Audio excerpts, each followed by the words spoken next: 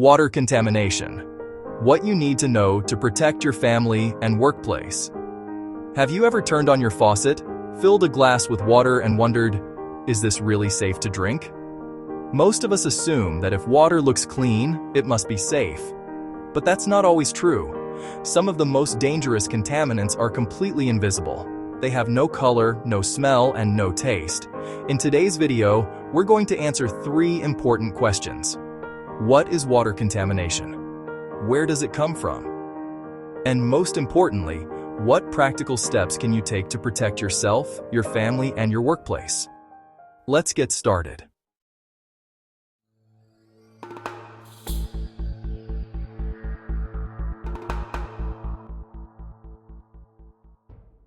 What is water contamination? Water contamination occurs when harmful substances enter water supplies and make the water unsafe for drinking, cooking, bathing, or industrial use. These contaminants may be biological, chemical, or physical. Biological contaminants include bacteria, viruses, parasites, and mold. Chemical contaminants include lead, arsenic, pesticides, industrial chemicals, gasoline, solvents, and even certain medications that find their way into water supplies. Physical contaminants include sediment, dirt, rust, and tiny plastic particles known as microplastics. Sometimes contamination is obvious. The water may appear cloudy, smell bad, or have an unusual color. But often, contaminated water looks perfectly clean. That's why appearances can be misleading. Where does water contamination come from? Water can become contaminated in many different ways.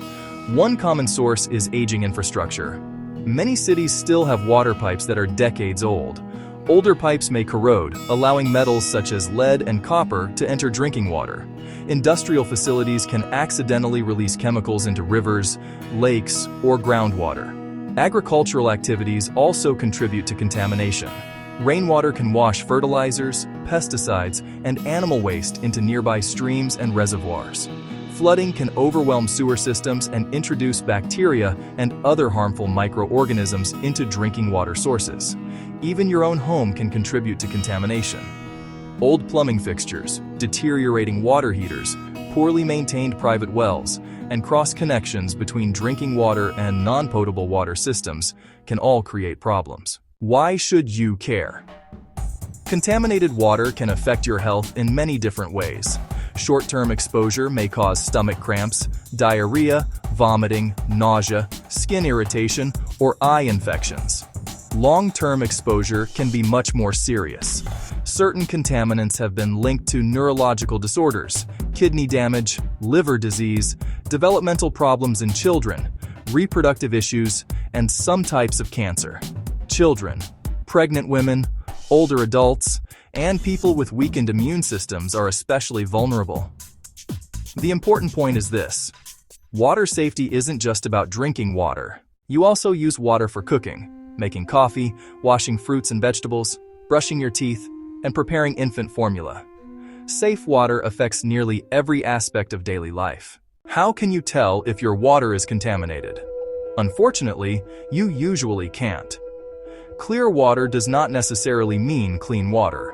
Instead, pay attention to warning signs such as a metallic, bitter, or unusual taste, rust-colored or cloudy water, black particles coming from faucets, unpleasant odors, frequent plumbing corrosion, recent flooding in your area, construction work affecting nearby water lines.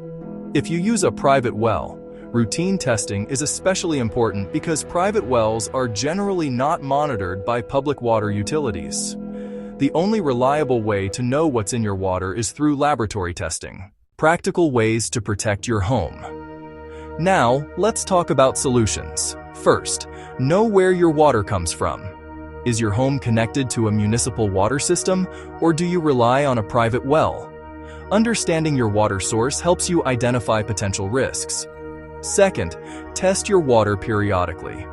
Testing is particularly important if your home was built before the late 1980s, if you have a private well, or if you've noticed changes in water quality.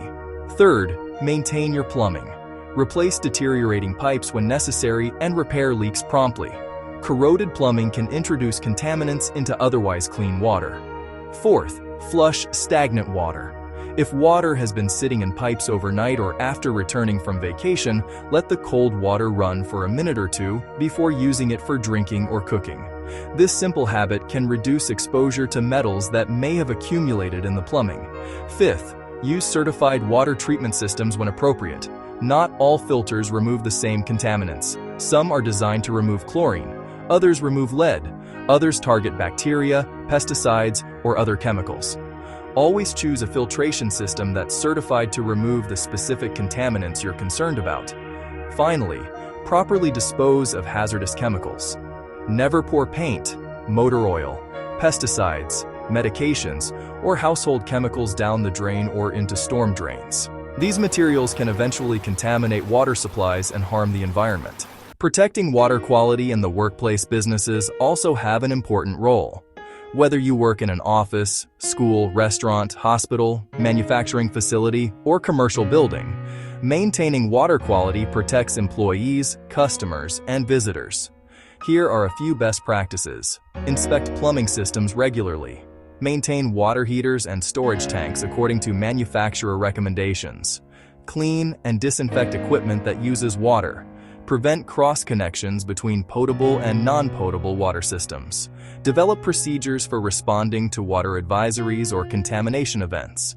Train employees to recognize and report unusual water conditions. Businesses that use cooling towers, boilers, decorative fountains, or complex plumbing systems should also implement water management plans to reduce the risk of bacterial growth. What should you do during a water advisory? Sometimes local authorities issue boil water advisories after water main breaks, flooding, or treatment failures. If that happens, follow all instructions from your local water utility. Boil water before drinking, cooking, brushing teeth, or preparing baby formula if instructed to do so. Use bottled water if recommended. Discard ice made before the advisory. Flush plumbing and replace water filters once the advisory has been lifted, following guidance from local authorities. Ignoring these advisories can increase your risk of illness. Final thoughts.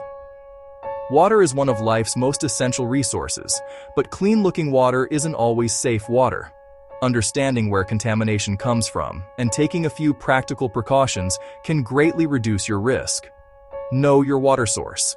Test your water when appropriate. Maintain your plumbing. Use certified filtration if needed.